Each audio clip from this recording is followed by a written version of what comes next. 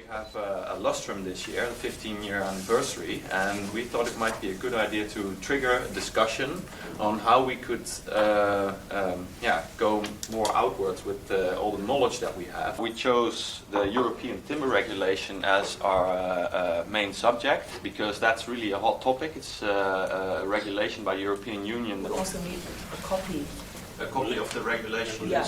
Okay, I can try to find that. We also see that there's some footage available, but we also know where it is and what is the status now. Are we totally free in the form? You're free to do whatever you like, yes. When we signed the unusual Memorandum of Understanding, I thought to myself, wow, interesting, and what a creative way to sign an official document.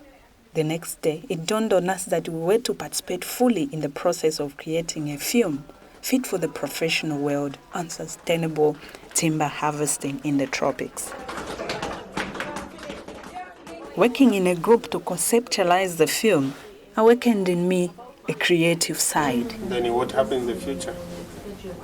Forests are there, still the timber industry is also there, and the next generation also will be benefited.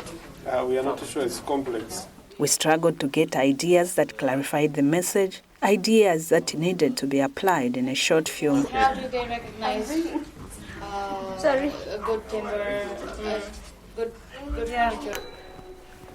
So, Judith, how do you know this is not legal? It's really difficult to tell, but with that label, then somebody can know. The consumers really, they're not aware of the sustainable timber. For them, it's a matter of getting the timber, so they can't differentiate the sustainable and unsustainable. So far, not so far. As we brought out the different ideas, I soon realized that to first understand the topic for the film. In the heat of being creative, I soon found myself as the lead actor in the film to be created. I had never done something like acting before. Big responsibility, I thought to myself. And where is the script? I wondered. The presence of the other actors, my friends from the group, however, calmed me down as I told myself that this was going to be a collective responsibility. Realizing the professional filmmakers were involved was also a confidence booster. I assumed they knew exactly what we were to do. Here. Then they are still talking. All of a sudden, the video appears on TV. So it's the video that... Yeah, that's what they are looking for. So he said they sent us a number of videos. We are choosing just one video. Some short and some long, some 1 hour and some 5 minutes. Don't we need to know what that video is talking about? And yeah, we're sure. So that it suits them. We, the Media Design for Social Change class, have the rights transferred by Trooping Boss International to use this video for this our film, for the VTB, but not for commercial purpose. Yeah, the expert too said, who is in the computer?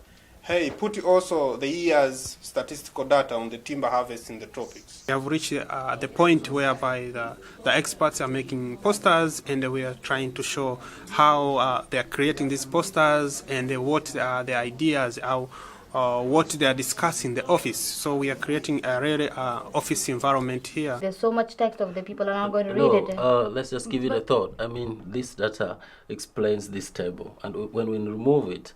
So let's put something that you can explain better with one information. Why put one in data and then again that same thing in text? It doesn't make sense. In other words, we are putting the words into the characters of characters that will appear in the movie, and so we would like to make it so consistent, to join one scene, with the other scene.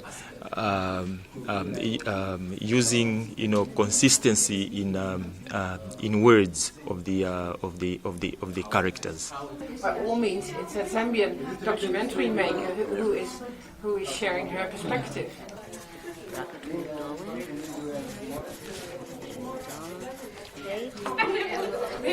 The rest are not. She's asking, where are the timber consumers? But at the background, there is someone with a machine trying to cut this small tree. And where comes this, Gabriel? This comes? When they did this with flowers, here. But is it complete? No. We have to put this one. Okay, you finalize that part, Heidi, and then it follows this one, okay?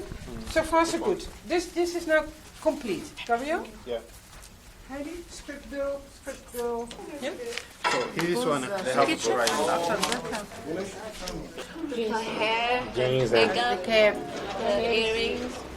Of course. But she looks like one. So we start and you wait for the people to be... So you may turn around a little bit, no? Yeah, you wait for... Ja. Covert zijn nu nog te posten? Ja. Okay, fantastic. Okay, recording 3 seconds from now.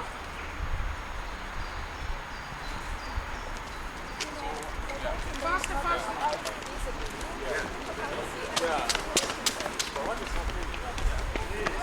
I have just come across a group of activists. They are raising their voices in protest. As the filming day progressed, it almost got too much. For example, when I had to do a stand-up report as a journalist, knowing there were other colleagues depending on me for the success of the film was an overwhelming and new emotion. I want everybody to shout your slogan. Fanatic, exaggerated, horrible, passionate. There was a live transmission during the protest. Do you remember that's how it started? Yeah. 1, 2, 3.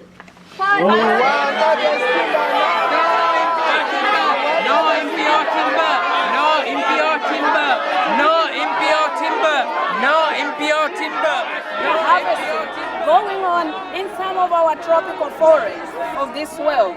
They are trying to raise their voices. By the end of the day, I was too tired to know whether the film we had created would make any sense once edited and played back. Okay, stop. You are not coming to make glue, you're coming to stick a poster. Yeah? Now you come out, let's make some glue, you know, you're going to, let's put a poster on there.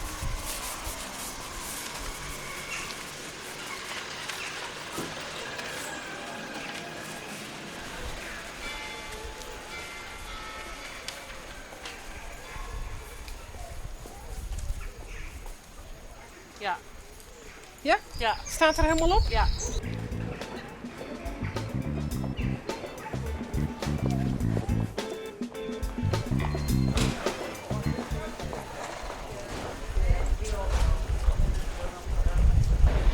What we indeed forgot to discuss yesterday, I remember now, is this: you have to take care of the people you are working with. Okay. Thank you very much. Okay. Beautiful dog. Yeah. I love it so much. She's so cute. Ja? Wil je echt zo vervelend lopen? Ja?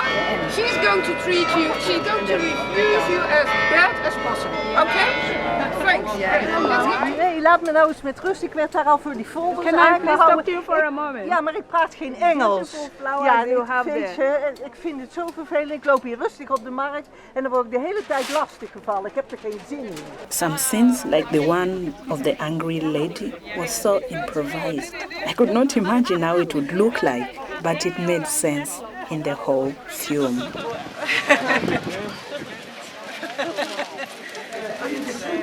Where we show the problematic situation back home, and that's why we are going for last time going to bother Judy with one last recording, sound recording only. Yeah? Sitting back to review the film was a relief. Myself and all of us were almost surprised at how much more sense the film had turned out to be.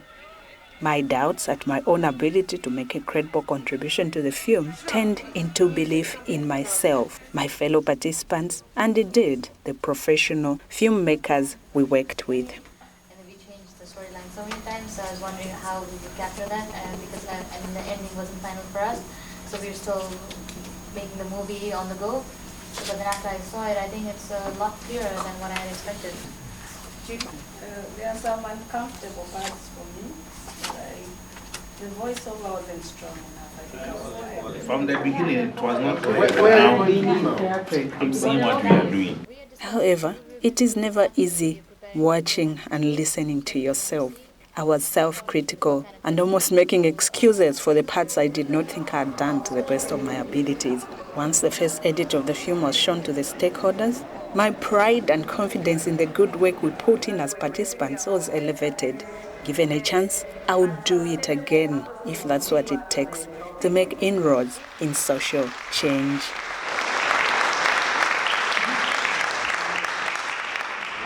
The presenter is actually a journalist, and she's really curious to see what is going on, so that was much more emphasized in the final edit, and that's, I think, was really a good thing. The debate is on what is legal. It's not always sustainable. So we are really happy to be part of this this process of opening up the room for debate.